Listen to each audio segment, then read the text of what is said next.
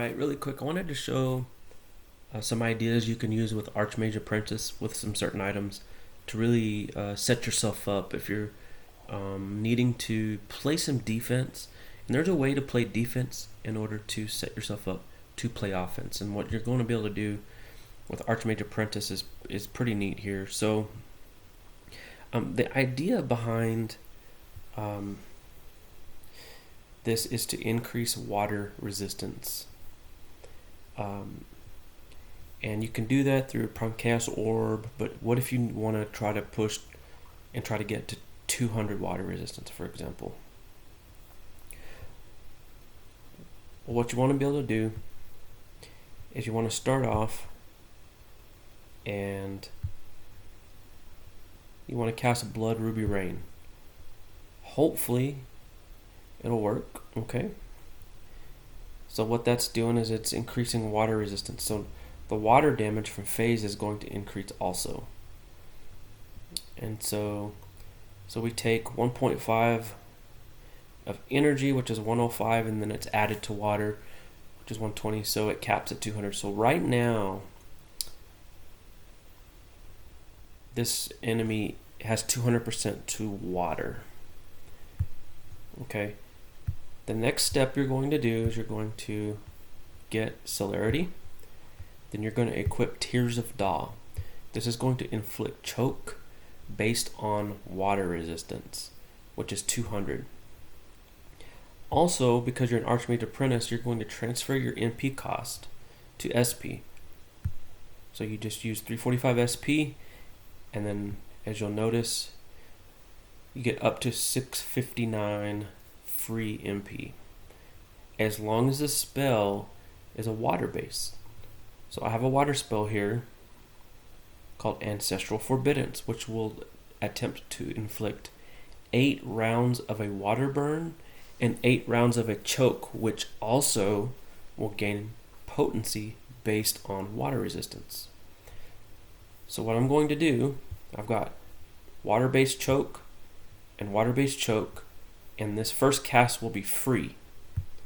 So I'm going to cast it. It does take a little bit of hit points there.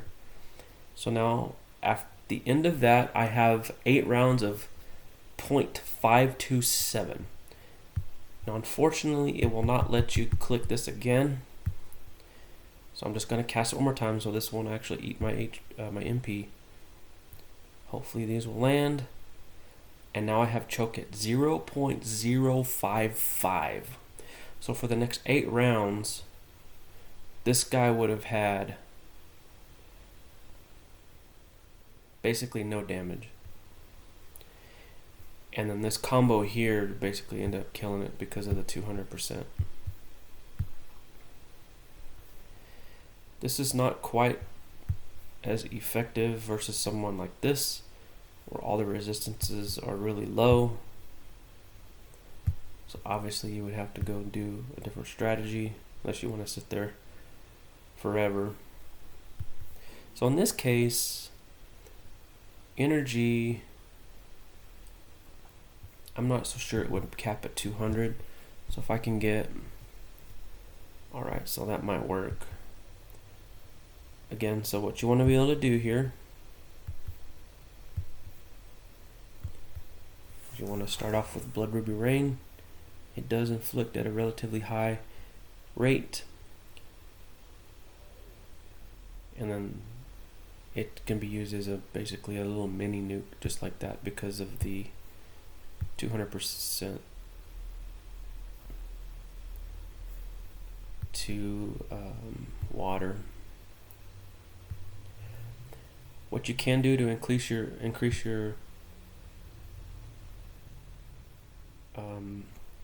inflict rate, you can equip Cracked Ornament, cast Arcane Amp, do different things to increase your intelligence, because it will inflict based on that. Let's see if we can get it to inflict here.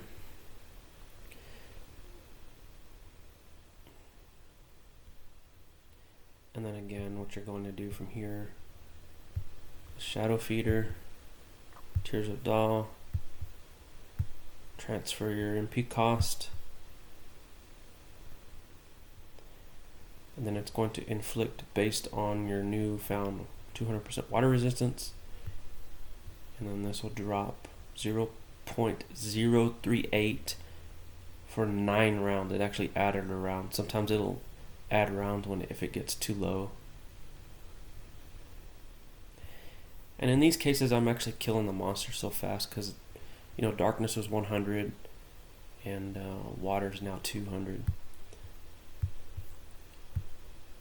So what you're able to do is you're actually able to set up your offense if you really would like to set up your defense first, so that way you're able to then focus on dropping bombs with whatever other armor you have. Tears of Dawn, Ancestral Forbiddence. Might not be quite as strong because I think, water might be at 200 or maybe just short of it. And actually I didn't do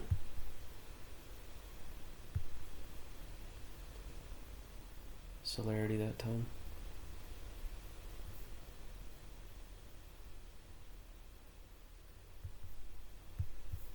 So let's do it this time. Here's a doll. So now we're down to 23.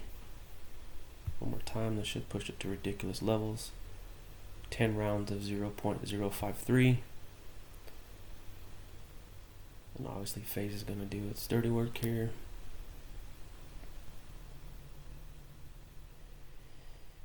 And I've been using this Mana Defender shield to cast all this, so I have a little bit of a barrier going.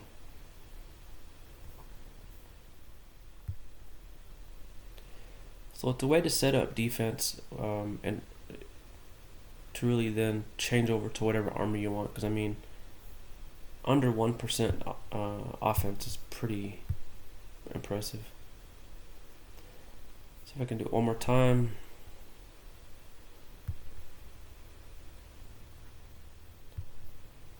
Alright, let's see what happens here. This guy's gonna have some blocking, he may not. Alright, here we go. The other reason why I do Arcane, I like to do Arcane, is because the number of landed hits will affect your inflict. So it'll increase your BTH by giving yourself that amount of intelligence there. So it increases your landed hits, which increases your inflict rate, and then because it's an intelligence based inflict rate, that in and of itself will increase your inflict rate. Now obviously this doesn't work too well versus bosses, but bosses with freedom and stuff like that. But no, there may be some other tough battles you could use it. So we have 9 rounds of 0.01 damage.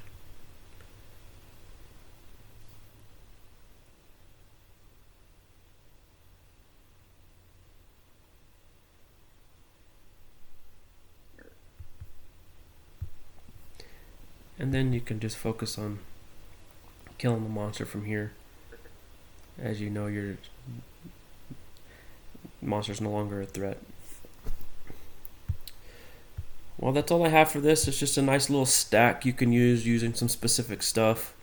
And by using Archmage Apprentice, you're saving a little bit of resources in your MP department, as well as replenishing it with your phase, or you can have Jelly Pit or Plush Mort if you want to go that route too.